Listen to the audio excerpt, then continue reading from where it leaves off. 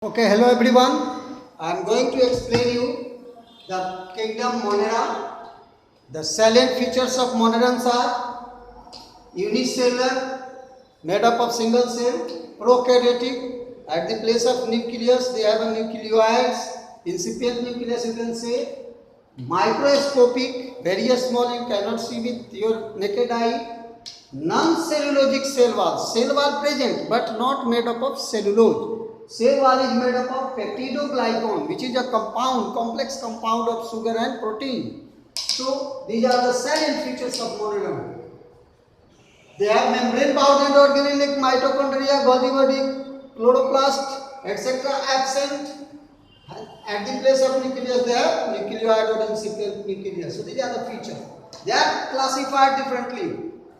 On one classification based on the cell wall or the period where they evolve, the mycoplasma having no cell wall, which is the ancient Archaebacteria, one of the bacterium having no cell wall. They are especially known as mycoplasma. You might have heard the term PPLO. PPLO. That is the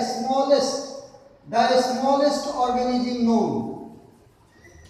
The smallest organism known is the PPLO, pleuropneumonia-like organism. So this is a mycoplasma having no cell wall, no nucleus, but cell is there. Archaebacteria are also called ancient bacteria. They are very ancient, early bacteria. They are of three types: methanogen, halophils, and thermoacidophils. Their characteristics, you must know that they can survive in extreme conditions. Methanogen found in the gut of ruminant animals, where they produce gobar gas, methane, mixture of methane is the gobar gas. So in gobar gas plant, the cow dungs produces the gas methane. So hence the name given as methanogen. Gen means generator. Gen means generator, पैदा करने वाला. Methane gas, gobar gas, that is a gobar gas.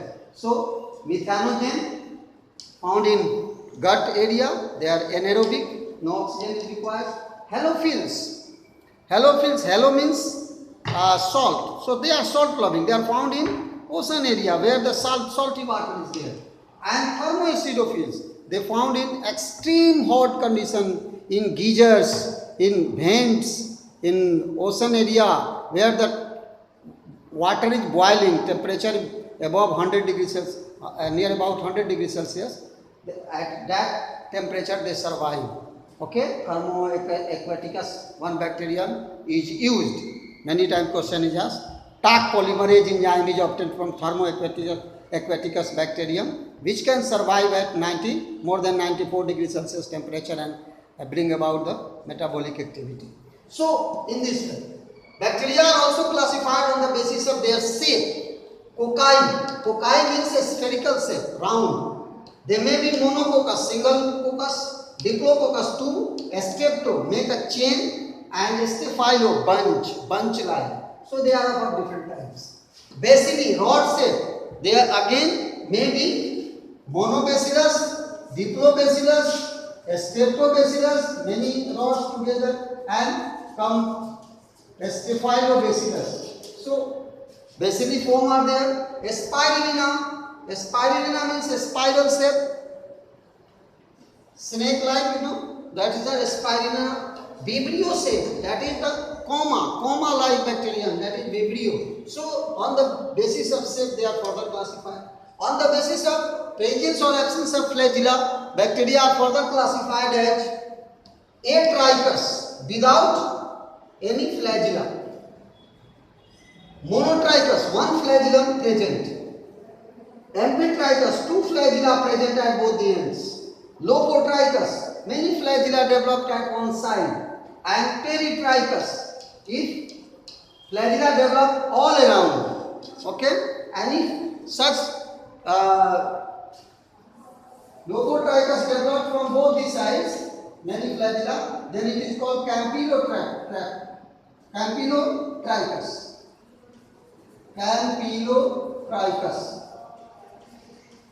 So in this way, different type of bacteria are classified on the basis of Sir Hans Gram has prepared a crystal violet color and stained with the bacterium, then washed with the alcohol and found that some of them retain the purple color while other lose. This is the reason because they have a special structure of in the cell wall. I will later on discuss. So on that basis, the Hans Gram classified the bacteria as gram positive and gram negative. In the next video, I will give you the difference between gram positive and gram negative bacteria. Okay. So in this video, that's all.